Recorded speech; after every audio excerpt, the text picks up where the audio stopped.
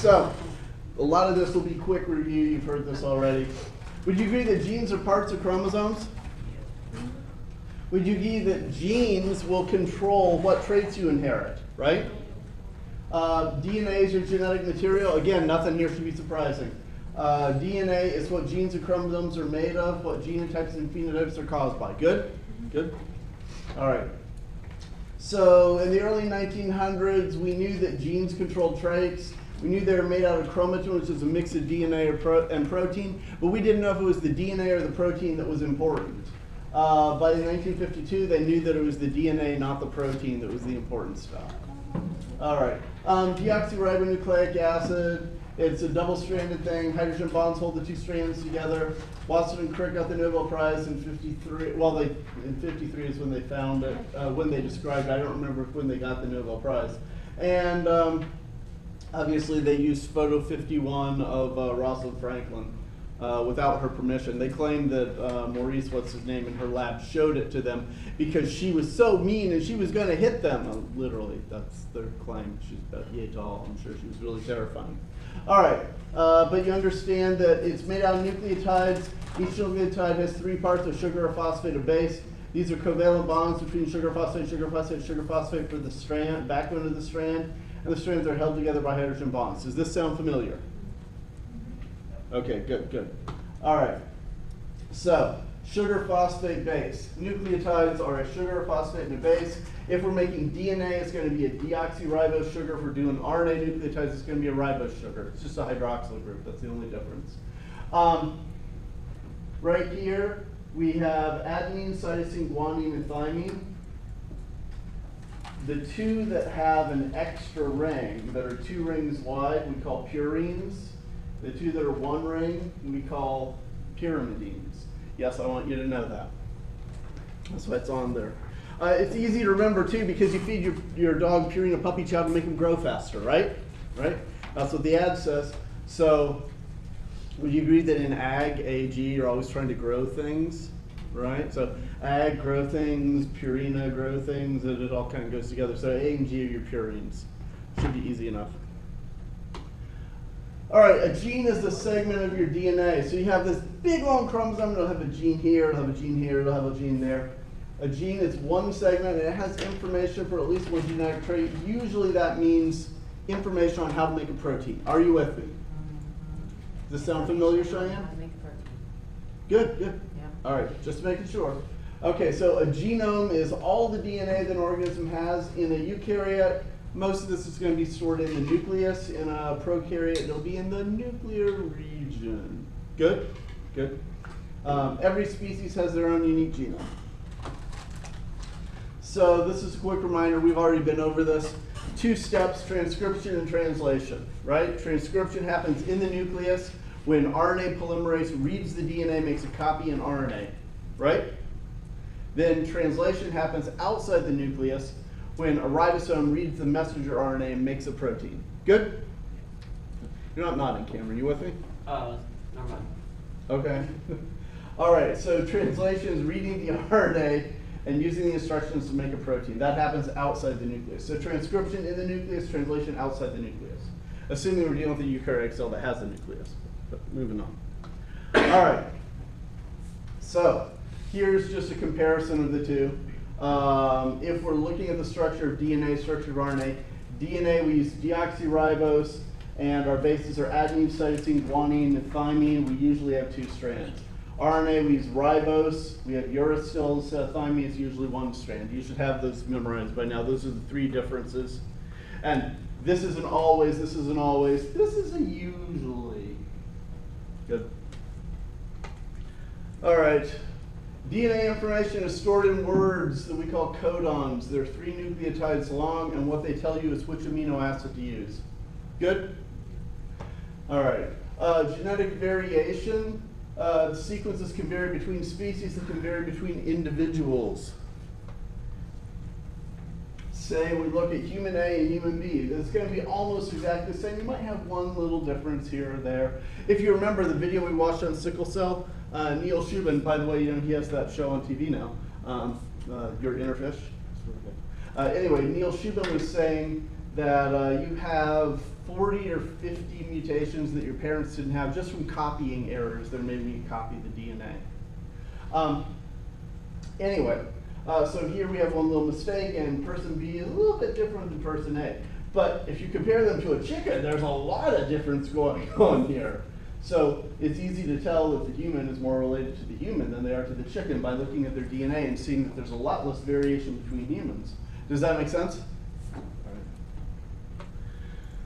Okay, so if you're going to copy DNA, you need to take the twisty ladder, you need to unwind it, you need to unzip it, and then each old strand will be used as a template that you read to make the new strand. Good?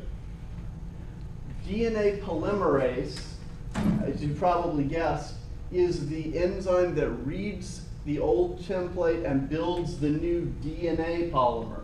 If we were building RNA, we would use RNA polymerase. Good? Good. Now, DNA polymerase needs a lot of help. It needs an enzyme called helicase that will unwind and unzip the two strands. It needs a topoisomerase to help. It'll actually break one strand and let it spin free and then hook it back up to take the tension out. It needs binding proteins that hold the two strands apart.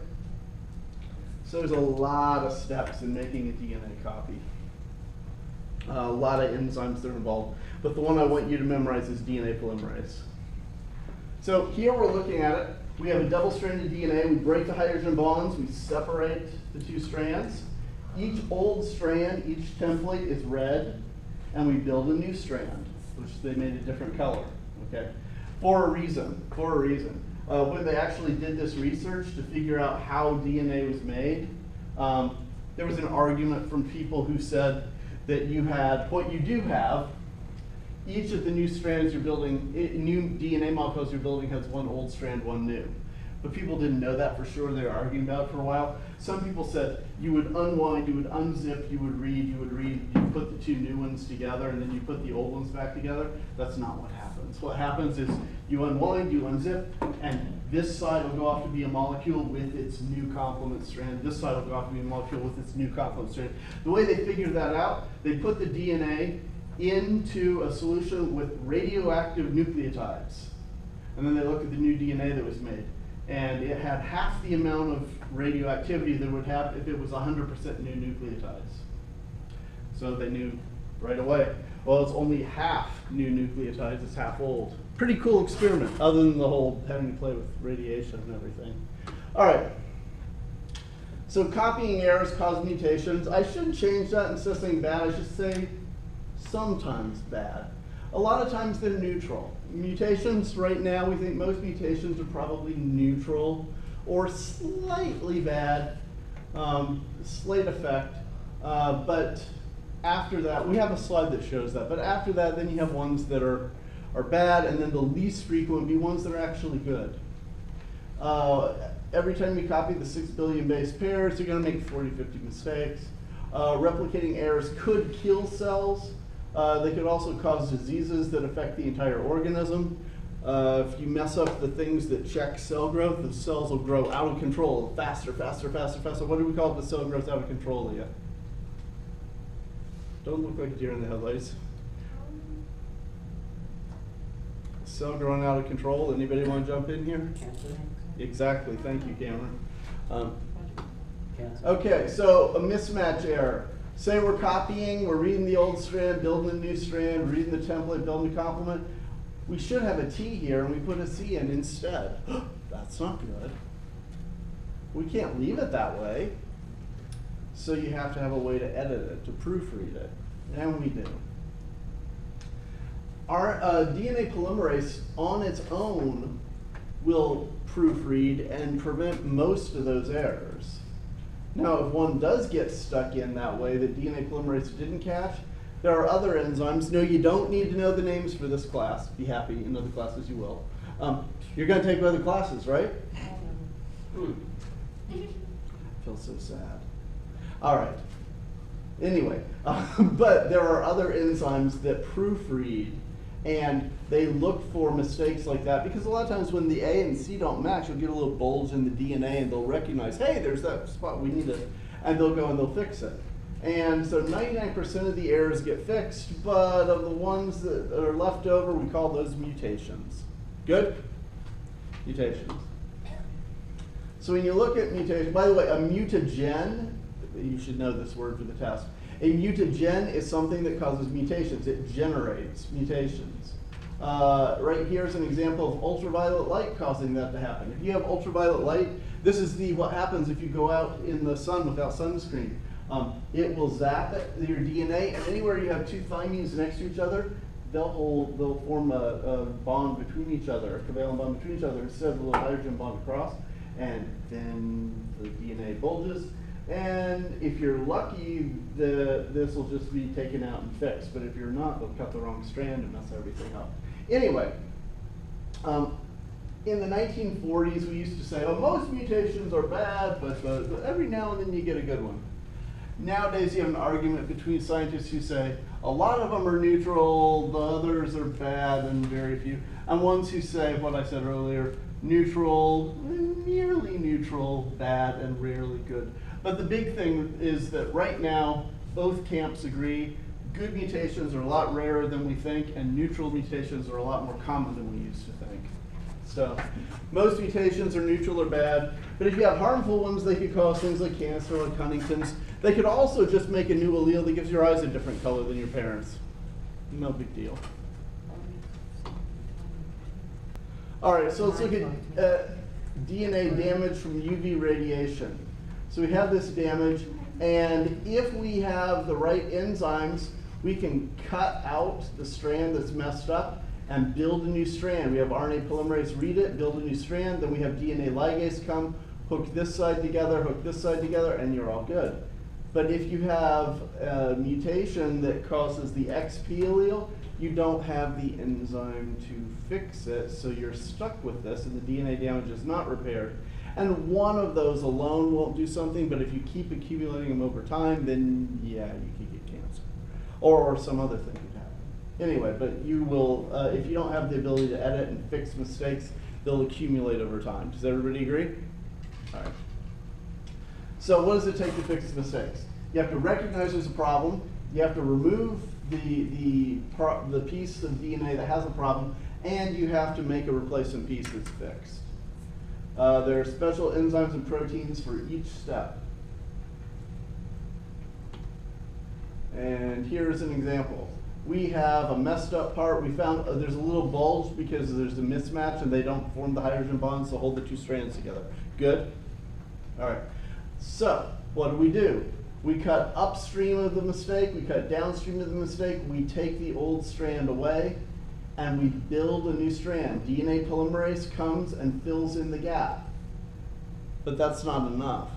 You then need to hook the sugar phosphate backbone together here and hook the sugar phosphate backbone together there. What enzyme do you think does that, Grace?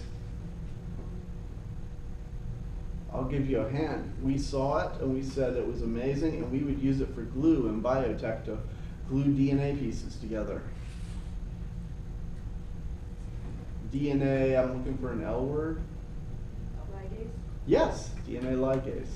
DNA ligase is a fancy way of saying hook together the backbone. That's how we hook the backbone together. All right. So let's talk a little bit about the difference between bacteria, archaea, and us. So the prokaryotes, the things without a nucleus, they usually have one big honking chromosome. It's got several million base pairs of DNA. But here's the thing, almost all the DNA they have is useful. It's stuff they're actually using. In us, a lot of the DNA we have is non-coding. They used to call it junk DNA. Now they're kind of getting away from that because they think there might be some function involved, maybe DNA that regulates other DNA, but it sure isn't making a protein. Anyway, the majority of our DNA doesn't code for proteins, and in bacteria it does. The other thing is, if the bacteria has this gene and this gene and this gene that make enzymes necessary in respiration, they all tend to be located close to each other on that one big chromosome. In us, we'll have one over here, and one over in this chromosome, and one over there, and they're nowhere near each other. Are you guys with me? All right. So eukaryotes, we have a lot more DNA. We keep our DNA in a nucleus, Most of it is not instructions to make a protein, not something we make functional RNA. We used to call it junk DNA. Now the guys in the ENCODE project, now this is one of those things where scientists are fighting about it, but the guys who are on this project think that maybe 80% of the stuff we used to call junk DNA is actually useful DNA. If you want to hear the opposite opinion, here in the science blogs, the Eisen brothers, who are both PhDs who work at different schools, both working in evolutionary biology and DNA, they tend to have the opposite opinion. The non-coding DNA is not part of a gene, but there's one other thing. Once you do code for DNA, once you do read it and make RNA, in our cartoon with the chefs and the boats and the pirate ship and all that, you guys remember the cartoon, right? Okay. In that, you had the scribe write and he took the recipe and he threw it out the window. Do you remember I said that in our version of that, if I could redo the cartoon, we would have an editor who would edit the recipe and take out all the butter, right? You remember that? Okay. This is not messenger RNA. We read the DNA and we make RNA. But that RNA has parts in it that are useful, which we call exons, and parts that were not going to be used, which we call introns. It's easy to remember because the introns are the pieces that will be kept in the nucleus. What will happen is you will cut these light green pieces out, you hook the dark ones together, and so the exons hooked together are what form the messenger RNA. That is a test question, you gotta know that. The exons are what make the messenger RNA. The messenger RNA then leaves the nucleus through the nuclear pore, goes out, the ribosome reads it, and makes the protein. Good? All right. So let's talk about types of DNA that are not part of a gene. You have spacer DNA. This is just non-coding DNA between, like here you have a gene, and here you got a gene, you got this DNA in between that's not a gene. That's spacer DNA. And then we have transposons. You already heard about this when we did the corn lab. Do you remember some of the corn kernels were striped? Do you remember? I should say striped. This is what made them striped. There are genes that are like, I'm part of this chromosome, and the cell's dividing, and now I'm part of this chromosome over here. They move around. Jumping genes move from one chromosome to another. And if they insert in the middle of something, they can mess it up. Now, in the corn, you recognize it because they inserted in the middle of the make the red pigment, and you ended up not making the pigment, and you had white stripe. Does that make sense? These jumping genes, if they land in the middle of some other gene, they can mess it up. Why? Because they could cause a frame shift. They could cause the protein to be the wrong shape. Does that make sense? And Sheldon, what happens if they insert in the middle of something that controls cell growth? And they mess up the thing that controls cell growth? Megan? You won't grow cells until they die. You're so on the right track, but I'm thinking the opposite. Something that stops cells from going out of control, you'll get cancer. Jumping genes, transposons, are one of the #1 ways to get cancer. Okay, Barbara McClintock, I talked about this in lab, but she was one of the people studying color in corn. And all of a sudden somebody's like, hey, you do know that causes cancer too. And she just, her whole lab, they just changed species they work on. Now they're working on humans, and they're one of the leading cancer research labs in the US. It's a big deal. So by landing in the middle of genes that are like a check on cell growth, you don't do that check, and then the cells divide. That's cancer. All right. So I put little red asterisks by some of these things. What do you think that means? Probably on the board. Yeah, those are the ones you're going to know for the test. I want you to know what exons are. I want you to know what introns are. I want you to know what spacer DNA is, and I want you to know what transposons are. We covered all of those in the previous slides, but that ought to be pretty dang obvious. Good?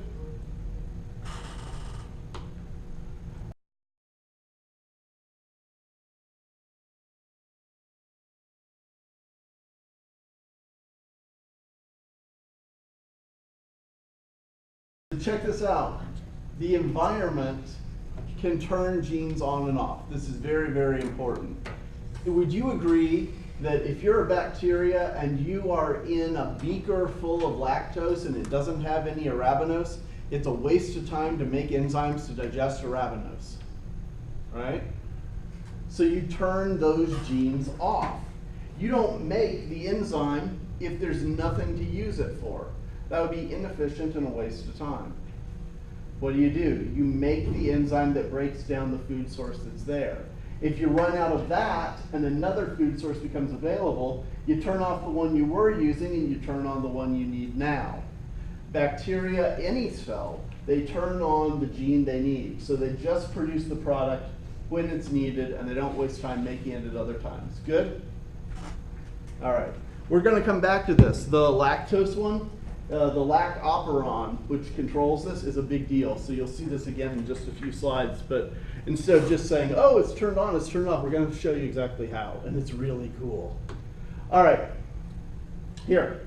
The environment can turn genes on and off. We've talked about it here. I'm going to give you an example inside your body. Well, I say your body, but everyone's body. And let's actually, this will take a second. Let me cue this up. And then we'll go to,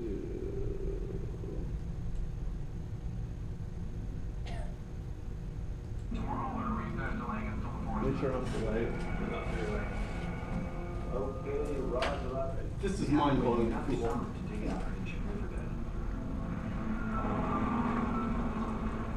Pretend to be excited. This is cool.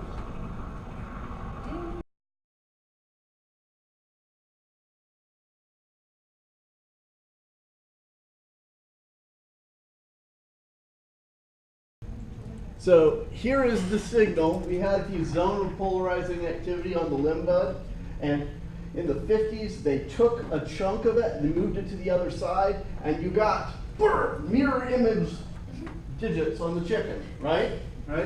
In the 70s, they figured out what chemical was involved that was being made by the gene. They weren't sure, but they thought they knew what gene it was, so they took the protein being made by that gene, and they put a little bead of containing that protein here, and you got mirror image wings on the chicken again. So that's how they figured out that was happening. And it's the same gene that is in chickens, that is in mice, that is in us, and it has the same purpose to control the formation of the fingers, okay, formation of the digits. But the important thing, the thing that we're getting at, is that that's not in the cells that are forming the fingers. It's a signal that travels through the fluid all around them, and that signal from outside the cell tells the cell what genes to turn on and turn off. Does that make sense? With me? Okay. All right, so here we are.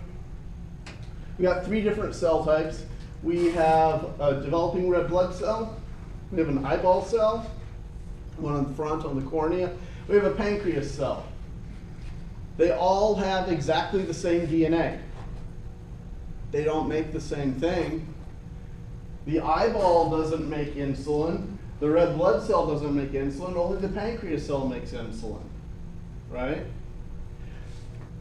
Hemoglobin is only made in the red blood cell, and the clear protein that forms the cornea of the eye is only made, that makes the lens of the eye is only made in the eyeball.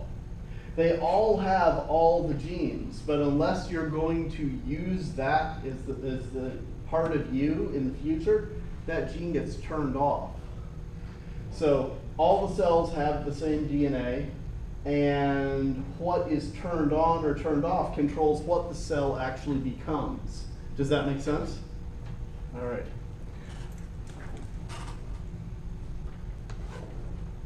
Transcription is reading the DNA to make the RNA.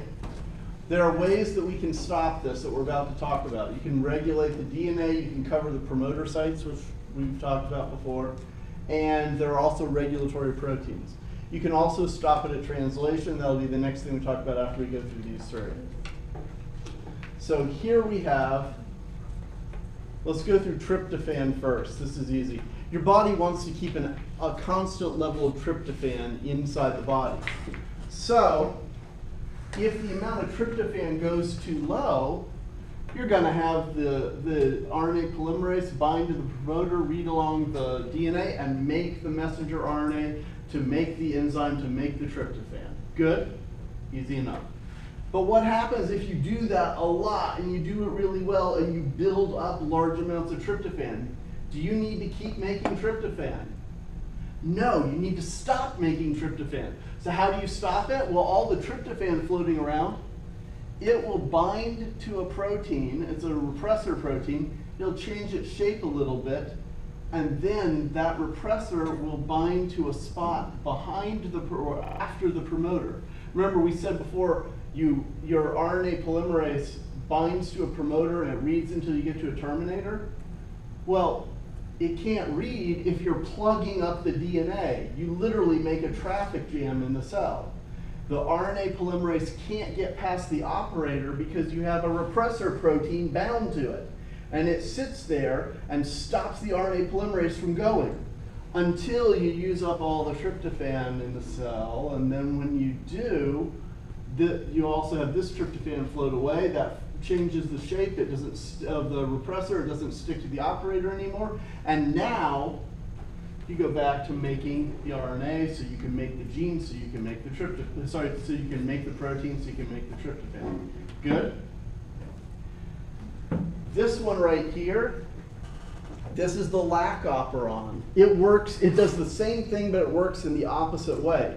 This is the one that we were just talking about here. Remember, you don't make this protein if you don't have any lactose.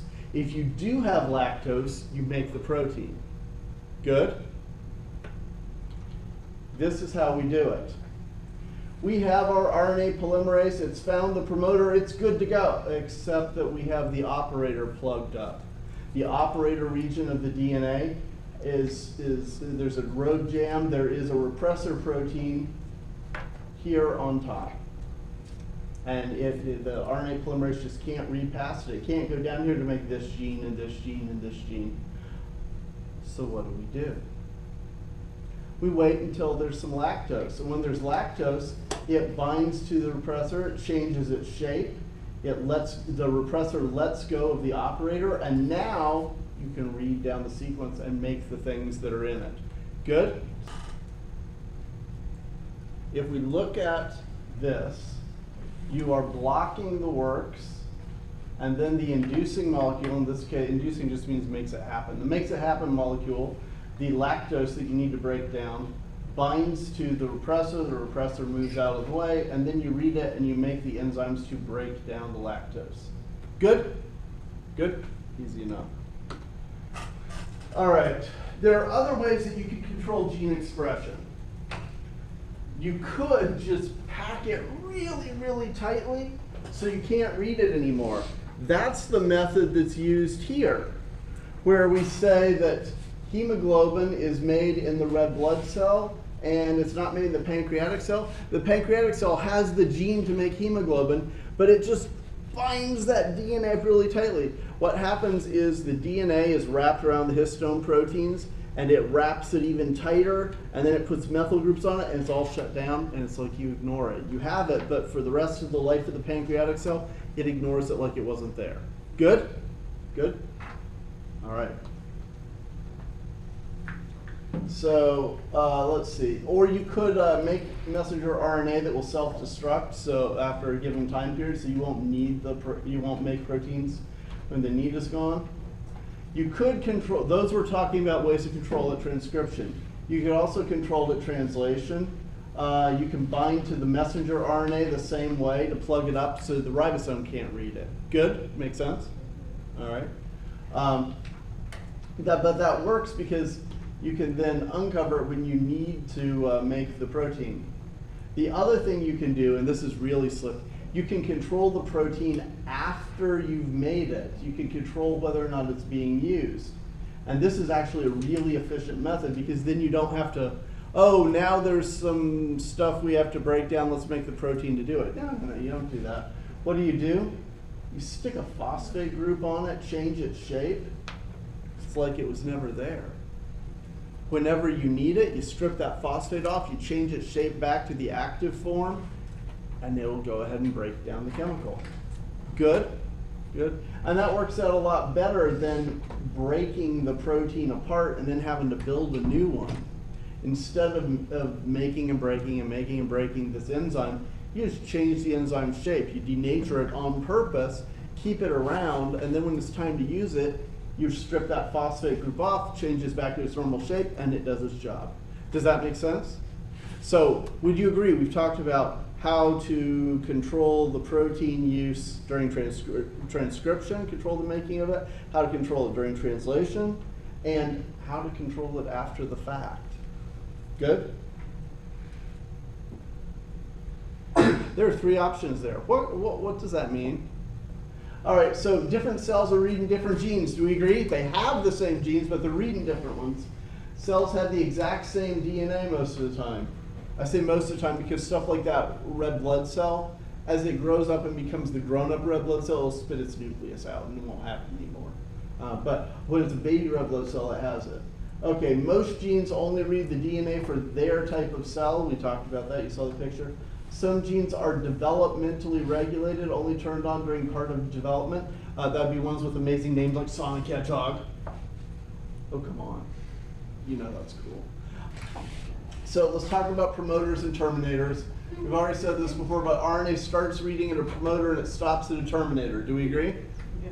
Same basic idea as in RNA, you have a start codon, a stop codon. In DNA, you have a promoter and a terminator. No, when you hear promoter or terminator, we're talking about the DNA and we're talking about transcription. No, when you hear start codon, stop codon, we're talking about something in the RNA and we're talking about translation. Got to know that for the test. And you would agree, if you covered the promoter, you don't read that DNA. If you block the area right past the promoter, you don't read any further. You bind to the promoter and just wait. Do we agree? Yeah.